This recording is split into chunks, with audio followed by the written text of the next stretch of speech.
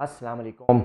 मैं हूं doctor Shahid Nadeem, diabetologist. आज हम अपनी जो self glucose blood glucose monitoring वाली जो सीरीज़ है, सीरीज़ की दूसरी वीडियो के साथ मौजूद। आज मैं आपको बताऊंगा कि हम घर पर, ऑफिस में, स्कूल में, दुकान में, गाड़ी में कैसे अपना ब्लड ग्लूकोज चेक कर सकते हैं ग्लूकोमीटर को इस्तेमाल करके। ग्लूकोमीटर आपको किसी भी मेडिकल फार्मेसी से मिल जाएगा। ग्लूकोमीटर के साथ आपको एक उसका जो बॉक्स होता है उसमें दो तरह की चीज़ें मिलेंगी। एक में तो ब्लड ग्लूकोज मॉनिटर डिवाइस होती है और दूसरी चीज़ जो है वो ब्लड लैंसेट डिवाइस होती है, जिसमें छोटी सुइयाँ या लैंसेट्स जो हैं वो फिक्स होते हैं, जो आपके स्किन में थोड़ा सा सुराख करके तो खून का जो कतरा है वो निकालने के लिए वो डिवाइस होती है। सबसे ज़्यादा ज़रूरी बात यह है कि जो आपका ग्लूकोमीटर है और जो आपकी लैंसेट या प्रिकर डिवाइस है वो किसी दूसरे से शेयर नहीं करनी।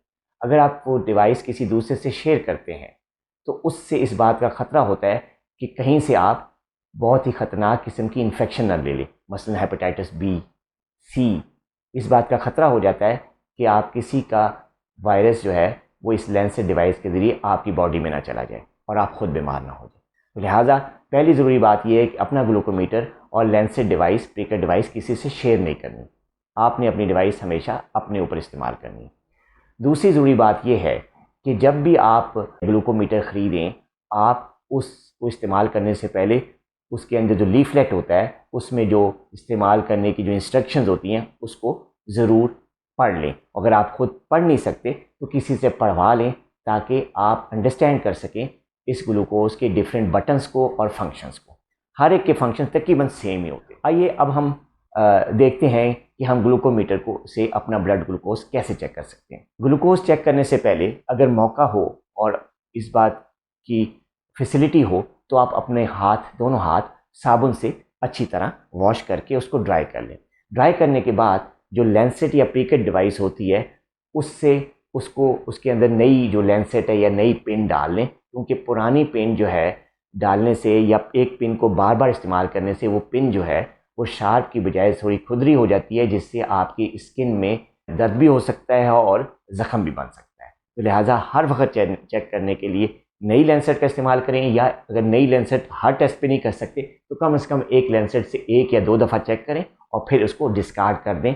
अगर आप अपनी लैंसेट डिवाइस तैयार कर चुके हैं उसके बाद आप अपना ग्लूकोमीटर जो है उसको ऑन करें, उसमें स्ट्रिप डालें और स्ट्रिप डालने के बाद जब वो रेडी हो जाए तो फिर आप लैंसेट डिवाइस से या प्रिकर डिवाइस से आप अपने आप को प्रिक लगाएं।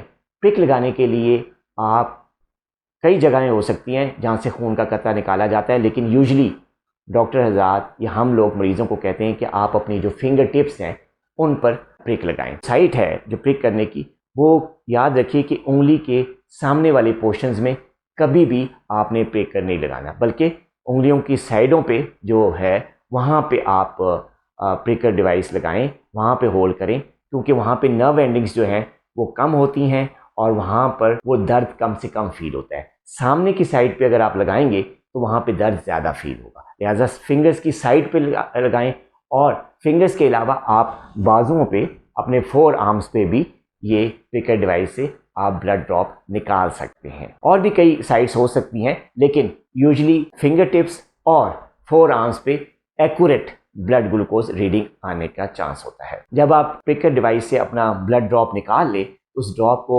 आप अपने ब्लड ग्लूकोज मॉनिटर की जो स्ट्रिप है उसके ऊपर डालें या उससे उसका ब्लड ड्रॉप जो है उसको टच करें, तो कुछ सेकंड के बाद वो ब्लड ग्लूकोमीटर जो है आपकी रीडिंग बता देगा और उस रीडिंग के मुताबिक आपने जो भी ट्रीटमेंट डिसीजन लेना है वो आप इजीली कर सकते हैं। मैं अक्सर मरीजों को कहता हूं कि जब भी आप मॉनिटरिंग करें तो अपने नॉलेज को दिखाने के लिए, शेयर पर्पस के लिए, अपने डॉक्टर के साथ शेयर करने के लिए उस ग्लूकोज लेवल को डेट और टाइम के हिसाब से नोट कर लें।